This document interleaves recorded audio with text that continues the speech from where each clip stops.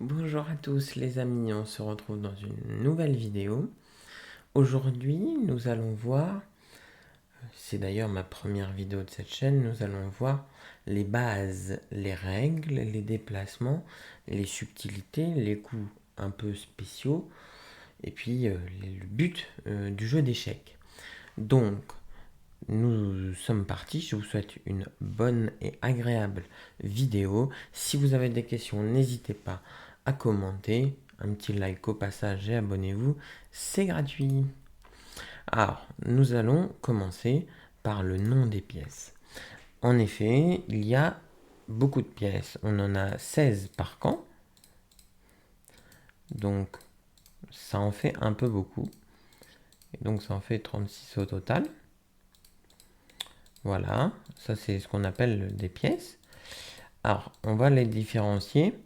Les pièces, moi, je dis que c'est toutes celles-là. Et par contre, ceux de devant, on considère pas que c'est des pièces, mais on leur donne leur nom. Leur nom, ça s'appelle des pions. C'est pas des pièces. Attention. Alors, comme nous l'avons dit, nous avons les pions. Attendez, voilà. Nous avons les pions. Voilà, on en a 8. L'adversaire en a aussi 8. Et l'échiquier est symétrique. Maintenant, comment s'appellent les pièces? Alors, nous avons la tour, qui est ici. Nous avons le cavalier, qui est un cheval au final. Nous avons le fou. Nous avons la dame. Nous avons le roi. Et nous repartons sur les mêmes pièces, c'est-à-dire le fou, le cavalier et la tour.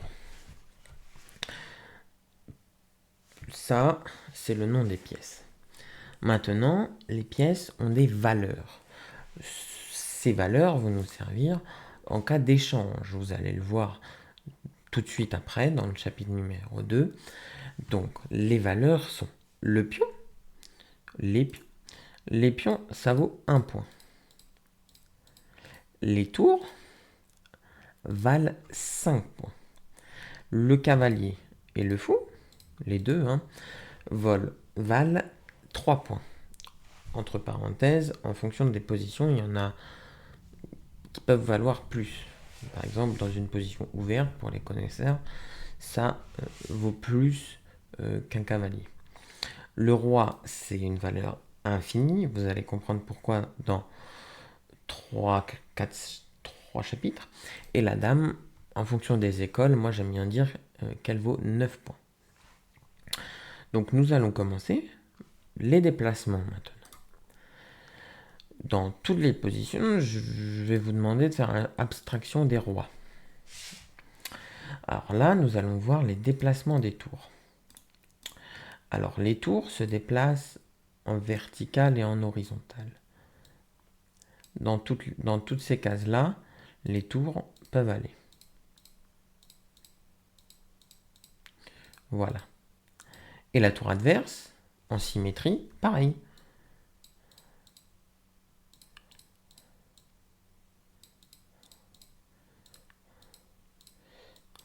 Hop là. Et là, vous êtes en train de vous dire, mais qu'est-ce qui se passe si la tour blanche arrive ici?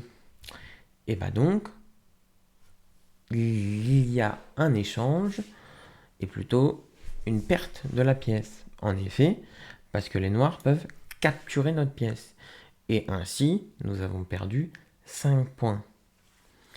Et voilà à quoi servent la valeur des pièces. Et voilà comment se déplacent les tours. Maintenant, nous allons voir le roi.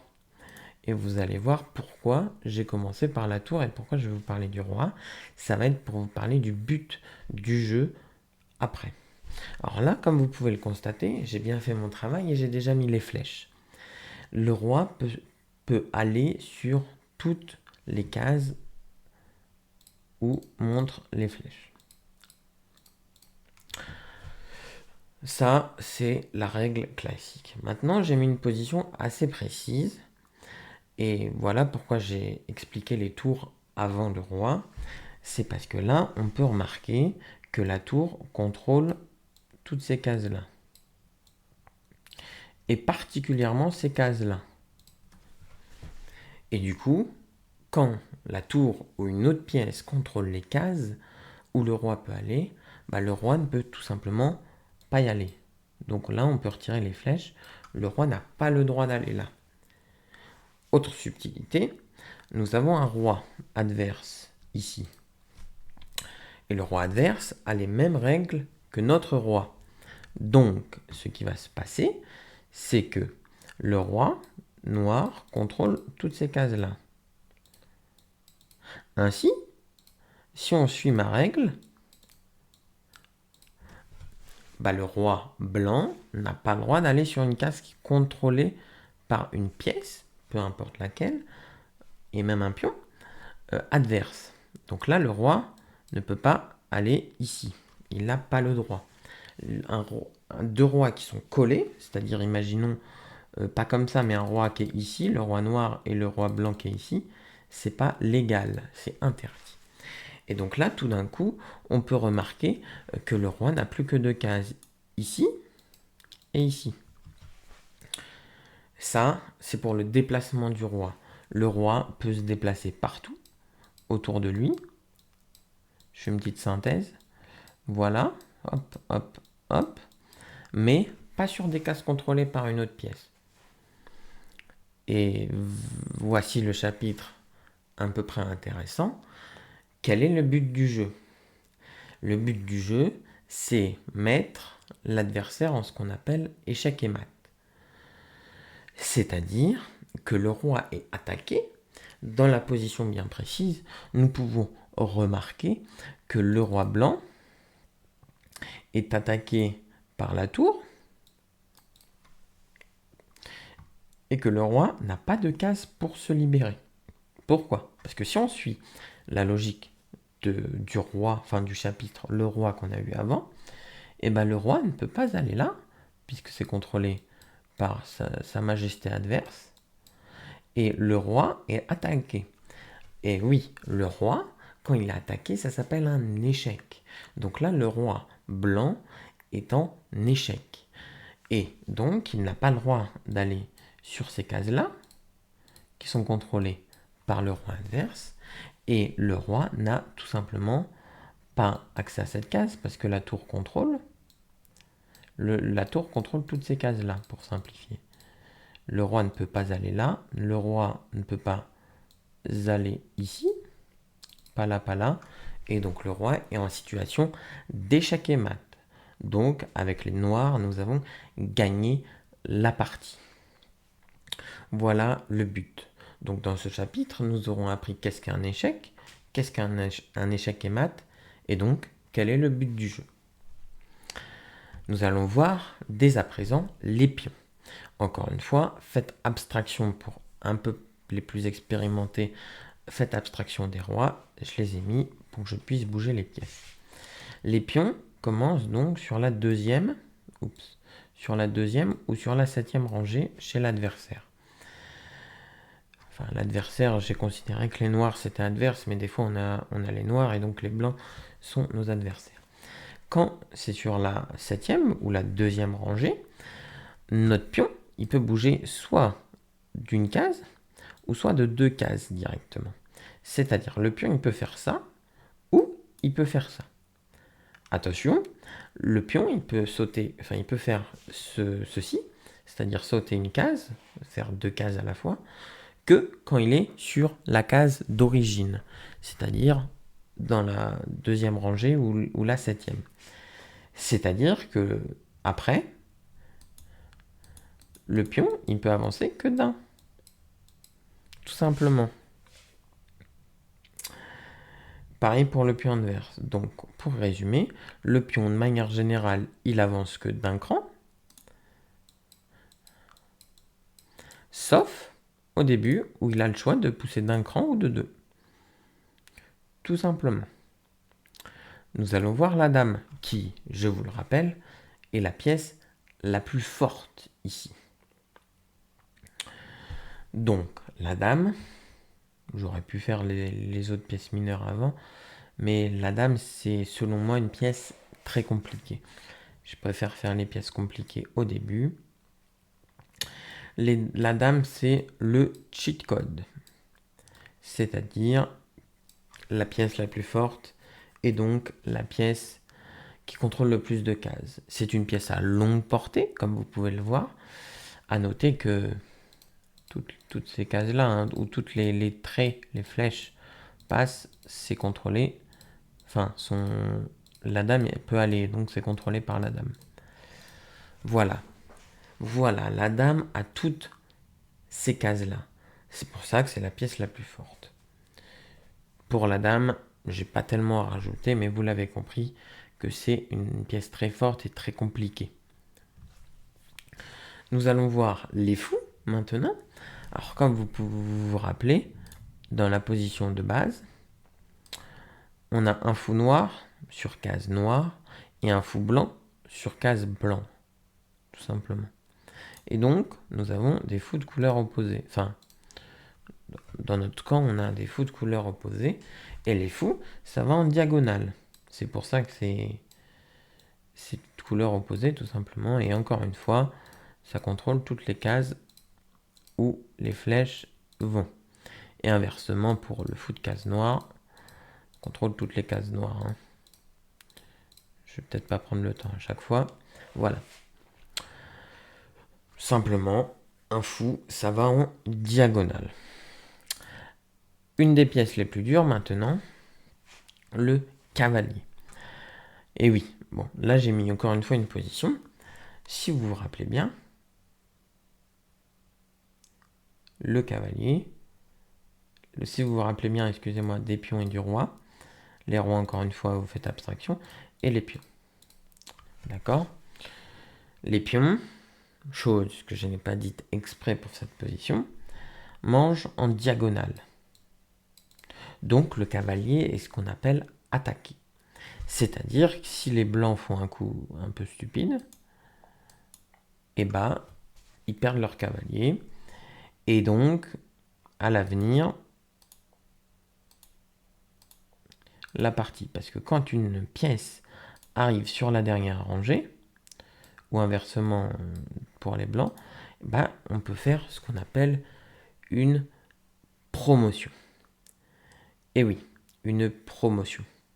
Une promotion, qu'est-ce que c'est? C'est on transforme notre pion en une pièce. Alors une pièce mineure, c'est-à-dire un cavalier ou un fou, ou une pièce lourde, une tour, ou évidemment le plus commun, une dame. Et donc là, on perd la partie. Et donc, pour revenir à nos moutons, j'ai fait exprès de pas dire les pions tout de suite pour pas vous embrouiller. Mais du coup, les pions, ça mange en diagonale. Et donc, les cavaliers font ce qu'on appelle un déplacement en L. Malheureusement, sur Lichess, j'ai pas la fonctionnalité comme sur chess.com de faire un trait puis un autre trait. Mais en fait, je peux le faire comme ça, voilà. Ça fait des L hein, quand vous imaginez bien.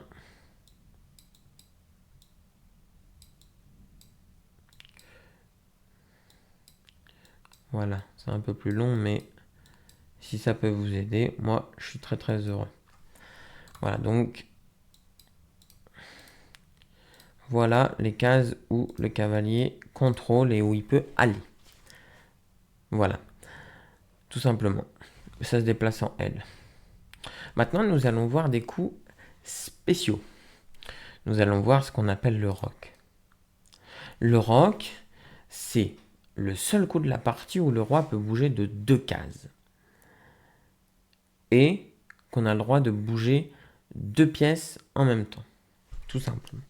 Dans cette position-là, faites pas gaffe de la position des noirs, mais le roi blanc peut faire ce qu'on appelle un rock, c'est-à-dire le roi va se déplacer de 2 cases, 1, 2, et puis la tour va aller sur la case d'à côté. Donc ça donne ceci. Ça s'appelle le rock. Le rock, nous avons le droit de le faire quand il n'y a plus rien sur ces 2 cases-là. À noter qu'il y a le grand roc. C'est la même idée. Faut pas qu'il y ait les pièces qui sont encore ici, y compris la dame. Évidemment, le fou ne peut pas sauter le pion, hein. C'est juste pour imager. La seule pièce qui peut sauter les pions, c'est le cavalier. Et donc là, le roi, même chose. Le roi, si on imagine qu'il n'y a plus les pièces, le roi va donc bouger de 2 cases, 1, 2, et mettre la tour à la place de la dame. Ça, c'est le roc. Autre subtilité d'une pièce anodine, comme je vous l'ai dit, j'ai disloqué en 3 parties les pions, pour pas trop que ça vous embête. Parce que les pions, c'est en fait une pièce simple, mais qui a plein de ressources. Il y a une règle assez récente qui s'appelle la prise en passant. Qu'est-ce que c'est? C'est quand nous avons un pion sur notre 5e rangée, ou un pion adverse sur notre 4e rangée, et que l'adversaire ou nous, on pousse notre notre pion de 2 cases. Donc là, imaginons, avec l'exemple que j'ai dit 2 cases, hein, l'exemple que j'ai mis, voilà. Et là, le pion adverse, notre pion, accessoirement maintenant, peut faire ce qu'on appelle une prise en passant. C'est-à-dire qu'on prend le pion, et en fait, on ne prend pas comme si le pion est là, voilà. Mais c'est tout comme en fait. Mais juste, le pion est là. À quoi ça sert et pourquoi ça a été créé? Ça a été créé pour éviter les blocus en fait. Imaginons qu'il y a plein de pions et le seul coup légal des noirs, c'est ça. Mais en fait, ça fiche complètement la position. Imaginons qu'il y a un pion là et un pion là. La position, elle devient archi figée. Et donc, ça évite ce genre de choses, ce qui n'était pas le cas à l'époque. J'espère que j'ai été clair sur la prise en passant. C'est quand nous avons un pion, quand le pion pousse de 2 et que notre pion arrive sur la même ligne que la 5e, donc la même ligne que le pion qui vient d'être poussé de 2, on peut le prendre. Subtilité, la prise en passant ne peut s'exercer qu'à ce tour-là. Imagine, je joue roi là. Il joue roi là, et je peux plus faire la prise en passant, vous voyez? J'ai plus le droit. J'étais obligé de le faire avant. Donc là, mon seul coup, c'est ça. Ou un coup de roi d'ailleurs. Nous avons bientôt fini. Comme je vous l'ai dit, c'est un cours express. D'accord? Je ne sais pas combien de temps on est de vidéo. Nous sommes à 17 minutes, ce qui est relativement court. Cette vidéo est destinée quand même aux adultes, hein, quand même. Je ne conseille pas cette vidéo aux enfants. Alors nous allons voir les cas de nul, de draw en anglais. Alors, qu'est-ce que le match nul? Comme son nom l'indique, c'est quand il n'y a pas de gagnant et pas de perdant. Voici les 3 cas de match nul que je connais, il n'y en a que 3. Là, nous avons ce qu'on appelle le pat, et pas le mat, le pat. C'est-à-dire que le roi blanc n'est pas attaqué. La dame, on rappelle, hein, la dame contrôle toutes les cases. Hein. Vraiment, la dame regroupe toutes les pièces, sauf le cavalier. Et donc, nous pouvons remarquer que le roi blanc n'est pas attaqué. Mais il y a un petit problème. Le problème étant que c'est au blanc de jouer et que la case ici est contrôlée par la dame, la case ici est aussi contrôlée par la dame et la case ici est contrôlée par la dame. Et là, si vous avez bien écouté, vous pouvez remarquer que le roi en fait n'a pas de case, puisque le roi ne peut pas aller sur une case qui est contrôlée. Tout simplement. Et donc, là, les blancs ne peuvent pas jouer de coup de pion, puisqu'ils n'ont pas de pion.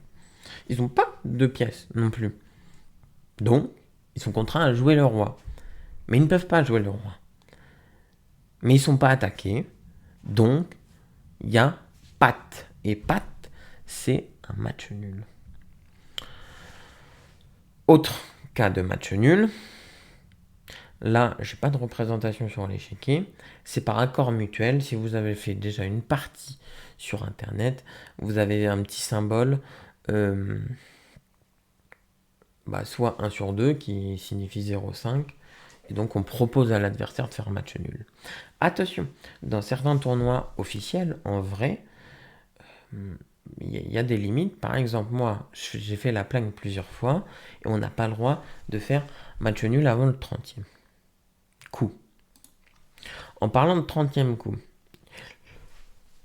pardon, la règle la plus compliquée, c'est la règle des 50 coups, toujours en cas de nul. Qu'est-ce que la règle des 50 coups? La règle des 50 coups stipule qu'un joueur peut prétendre à la nul si personne ne déplace un pion ou ne capture une pièce pendant 50 coups consécutifs. On parle ici de coups à chaque fois qu'un joueur déplace une pièce. Une fois. Donc, quand chaque joueur, c'est-à-dire moi et mon adversaire, déplace un coup. Enfin, une pièce. Et donc, ça fait un coup. Mais s'il n'y a que moi qui ai joué, ça fait un demi-coup. Tout simplement. Chaque coup de pion remettant le compteur à 0. Ça, c'est ce que stipule chess.com. J'ai cherché pour que vous ayez une définition claire et nette. Et ça, c'est moi qui ai rajouté. L'arbitre n'a le droit d'intervenir qu'au bout du 70e coup, si aucun joueur n'a porté réclamation, au 50e ou après le 50e. Je ne sais pas si ça a été clair. En tout cas, je vous propose une petite démonstration. C'est une partie contre Karpov avec les blancs contre Kasparov. Là j'avance, tout simplement parce que c'est pas le... Enfin, on va pas analyser une partie de grand maître. C'est pas le but. Et donc, on va arriver à la dernière prise, qui est autour du 50e coup. Voilà. Ça, c'est le dernier coup. Ou ça? Non, ça c'est le dernier coup. De prise de pion. Voilà, c'est la dernière prise. Et donc là, on est au 63e coup. On défile assez vite, hein, parce que il se passe rien. Je vous laisse compter. On est au 80e coup. Il n'y a pas eu de prise de pion, pas eu de prise de pièce. Il se passe rien.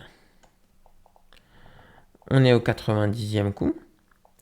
Je crois que la dernière prise, ça a été au 60e. Hein, donc ça fait pas mal de coups. Déjà que ça joue. Nous sommes au 100e coup et ça fait 40 coups. Et donc, il n'y a toujours pas de prise. Hein. Et là, Karpov appelle l'arbitre et réclame le match nul qui est signé. Voilà. Tout simplement. C'est quand il n'y a pas eu de prise, pas eu de coup de pion. Tout simplement. Voici un petit exemple de partie que je vais jouer avec vous. On a dit, alors, des petits conseils, gratuitement. Au début, on aime bien contrôler le centre, donc on joue un des deux pions. Voilà, l'adversaire fait de même. Par exemple, il peut jouer de 1. Par exemple, il peut se développer. Moi, je me suis développé. Moi, je me développe toujours. Il se développe, pareil. Je peux bouger un pion, même chose. Hein. Toujours en contrôlant le centre, je joue mes pièces.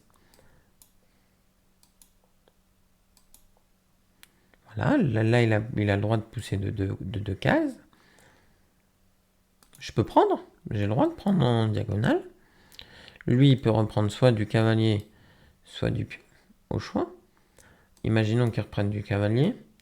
Je peux faire échec. Et donc, pour parer un échec, il y a 3 méthodes. Ce qu'on appelle l'acronyme PIF, comme le nez.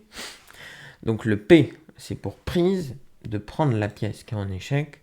Là, on ne peut pas. Le I, c'est interception, c'est-à-dire placer une pièce entre la pièce qui fait échec et le roi. Là, on peut. Et sinon, le F, c'est fuite, mais là, on ne peut pas fuir.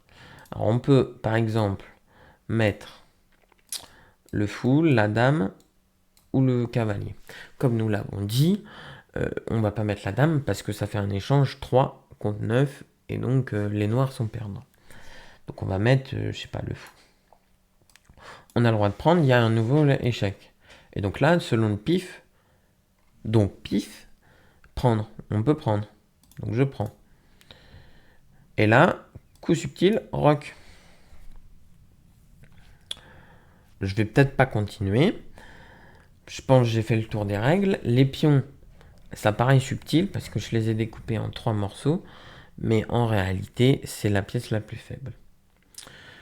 Je pense que j'ai fait le tour. Si j'ai raté des trucs et qu'il y a des joueurs un peu plus expérimentés qui voient cette vidéo, n'hésitez pas à le dire dans les commentaires. Je vais le préciser dans la description. Je vous laisse retrouver mon adresse mail dans la description si vous souhaitez des cours. Et puis, il y aura aussi mon Tipeee si vous voulez des accompagnements un petit peu différents. Il y aura mon Instagram et tous mes réseaux. De toute façon, c'est Échec Passion dans tous les cas, un peu partout. Sur ce, je vous souhaite une bonne soirée, une bonne journée. Et puis, prenez soin de vous. Bye bye.